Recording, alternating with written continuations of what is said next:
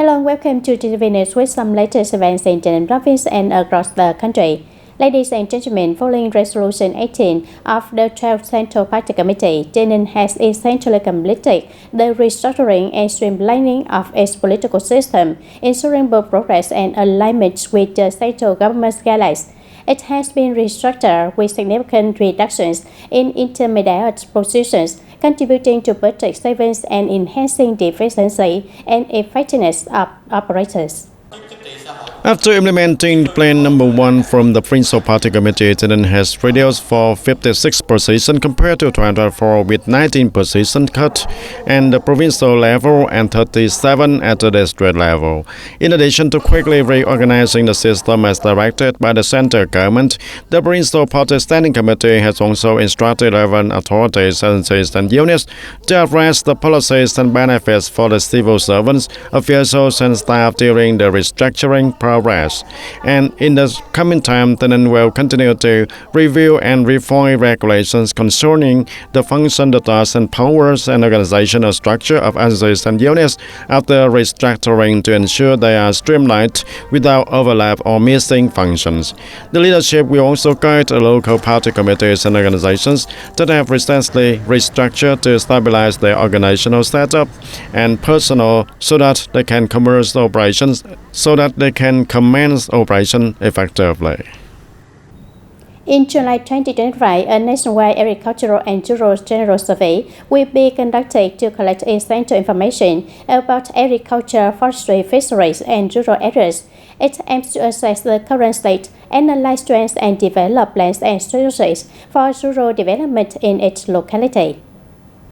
Accordingly, localities will conduct surveys on the current state of agricultural, forestry, and fishery production, focusing mainly on areas such as the number of production units, labor force and labor structure, scale production, scale of production, production capacity, the implementation of industrialization, modernization, and the application of scientific and technical advances in production. Additionally, relevant authorities will conduct surveys on the state of rural infrastructure and changes in the socio-economic structure of rural areas, linking them with the implementation of the National Targets Program for new rural construction during the 2021-2025 period.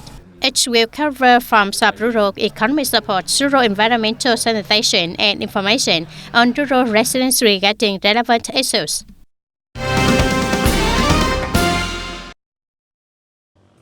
After many years of collective efforts in building new style rural areas, Trung Đông Commune in Hoa Thanh Town has been reorganized as a model new rural commune. And to date, the rural landscape has been seen the significant transformation with a fully invested infrastructure system including electricity, roads, schools and stations on serving the local production and living needs.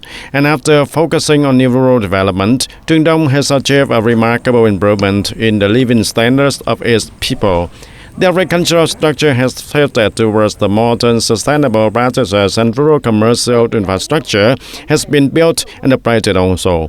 Building on these successes, the Provincial Business Committee has approved a pilot project for Trung Đông to become a small new rural commune by 2025, and the goal is to place the people and businesses at the center while developing digital initiatives to connect the community. Ladies and gentlemen, recently the Village Bureau decided to waive on tuition fees for students from preschool to the end of high school in public schools nationwide, with implementation starting from the 2025-2026 school year. This decision is a meaningful, humanitarian and practical policy that has immediately received strong approval and support from society. It is not only a great joy for parents, but also good news for teachers, educational administrators, and students. The waiver of tuition fees will ease the financial burden on families, particularly those with difficult circumstances. When students no longer have to pay tuition fees, more of them will have the opportunity to continue their education without worrying about financial constraints. For teachers, this decision also brings many benefits, as students will have better learning conditions without worrying about costs. Teaching will become easier and more effective. Additionally, teachers will feel more at ease knowing that their students have equal opportunities to learn without being affected by financial issues. In Taynan province, the tuition fee waiver is even more significant. It will create a breakthrough in improving the quality of education in disadvantaged areas. It also provides an opportunity for schools, especially those in remote areas, to attract more students and in turn improve the quality of education. For many poor rural families, sending their children to school is quite a struggle. Therefore, I think the government's policies will motivate families to support their children's education. I'm very happy because the government has created conditions for disadvantaged families to send their children to school through to the end of their education. This will help develop the country's talent, and I believe that in the coming time, Vietnam will be an advanced country in terms of education. This policy is in line with the people's wishes, giving our poor children the opportunity to go to school, thus easing the burden on families and society. We strongly support this policy, and as educators, we are very happy. I'm very happy with tuition fee waiver. It will relieve the worry about finance, allowing us to focus on our children's education and our own work. It can be seen that the decision to waive tuition fees for students from preschool to the end of high school in public schools is not only a deeply humanitarian policy, but also demonstrates the party and state's commitment to the educational sector. This policy ensures equal learning opportunities for all students, contributes to the development of an inclusive and equal educational system, and helps students access education and realize their potential to the fullest.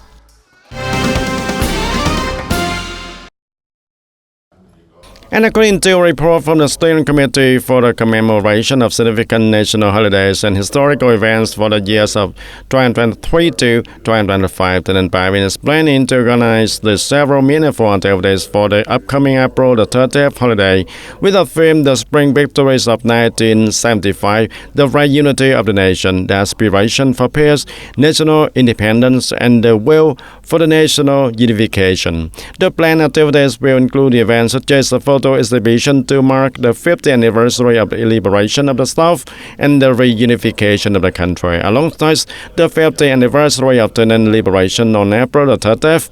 Additionally, there will be spaces displaying images, artifacts, and products reflecting the economic, cultural, and social achievements of the province over the past 50 years since its liberation. A commercial trade fair, tied OCB Products Week, and regional specialties of the TayNinhTV province 2025 will also take place. On the morning of March 2nd, at the Memorial Square for Fallen Heroes in TayNinhTV province, located in Ninh Xuân, TayNinhTV City, 1,000 women from across the province participated in a folk dance performance in traditional áo dài, organized by the Vietnam Women's Union of TayNinhTV to celebrate the 115th anniversary of International Women's Day, March 8. To the music of the song named Đất nước tròn niềm vui or Country in Joy, the women of TayNinhTV performs dynamic, energetic folk dance movements. This activity not only showcases the spirit of unity and solidarity among women, but also serves as an opportunity to evoke national pride and honor the fallen heroes who sacrificed their life for the independence and freedom of the country. At the event, participants and delegates also marched with red flags, adorned with yellow stars. The occasion not only brought a vibrant and colorful atmosphere with the flowing áo dài, but also reaffirmed the important role of women in preserving and promoting the traditional values of the nation, contributing to the celebration of Vietnamese Women's Day on March 8, as well as other national and local holidays in TayNinhTV. Ladies and gentlemen, at Battalion 12 Regiment 174 under TayNinhTV Provincial Military Command, new soldiers at the age of 19 or 20 have temporarily put aside their daily life, donned the green military uniform, and entered the army to undergo training and role. On this journey, these new soldiers are not alone, as they are always accompanied and guided by the special teachers in the military. Although they have never been called teachers, for the officers and commanders at the Battalion 12 Regiment 174, their role on the training route and in classroom is just then being teachers. They dedicate their time to preparing lessons, building trained content with the aim not only to equip military knowledge, but the physical training, but also to the neutral morals, willpower, and resilience in these new soldiers. And every training lesson aims to help the new soldiers mature and become strong, worthy of the title Alcohol Soldier. Our officers not just position themselves as commanders, they are the brothers, the teachers, and also comrades. And they always try to be close, caring, and assist the soldiers so they can adapt to their military life. And we ensure that they understand their task well and work hard to complete their duties. Visiting the living quarters of the new soldiers here, it's easy to notice the orderliness and seriousness. All the personal items are arranged neatly, with accordance to the regulations. And to achieve this disciplined way of life, the new soldiers are closely guided. To achieve this disciplined way of life, the new soldiers are closely guided by these special teachers from very first day of their enlistment. And these teachers also continuously care for, encourage, listen, and share with the new soldiers and helping them quickly adjust and focus on their duties and training. I've been guided by the officers such as organizing personal items and working in agriculture also, and they always teach us in every lesson and support us, and they treat us like their students and always thoughtful and caring for us. The officers are like our teachers, and when I first arrived here, I was very confused, not knowing what to do and missing home. But once I was here, they comfort me and they help me with all the tasks. Without a blackboard, without chalk, and not standing at the lectern, the officers and commanders at Battalion 12 still quietly pass on their knowledge and experience, instilling motivation, confidence, and strengthening the will and resilience of successive generations of soldiers. Turn to domestic news. On February 28, the Vietnam Young Entrepreneurs Association in Europe was officially established in Berlin and held its first Congress to elect its executive committee.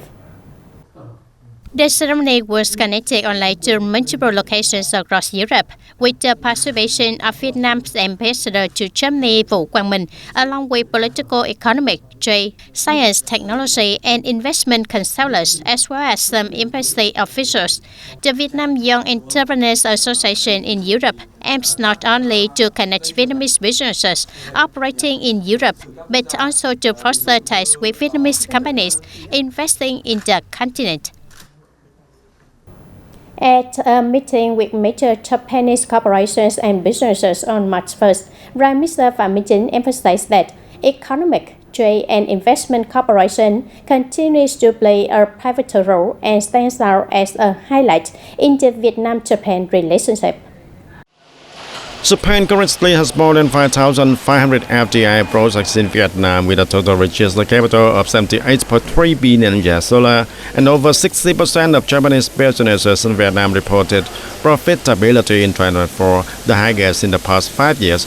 And businesses also forecast strong growth, with a 56% plan to expand their operations in the next 1 to 2 years, making Vietnam one of the most dynamic countries in Asia for the development.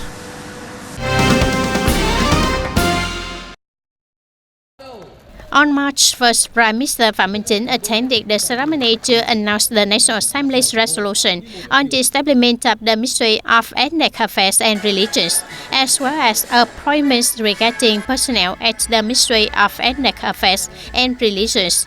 During the ninth extraordinary session, the National Assembly passed Resolution number 176 on the organizational structure of the government for the 15th National Assembly term, where the Ministry of Ethnic Affairs and Religions was one of the 70 ministries and agencies under the government's organizational structure.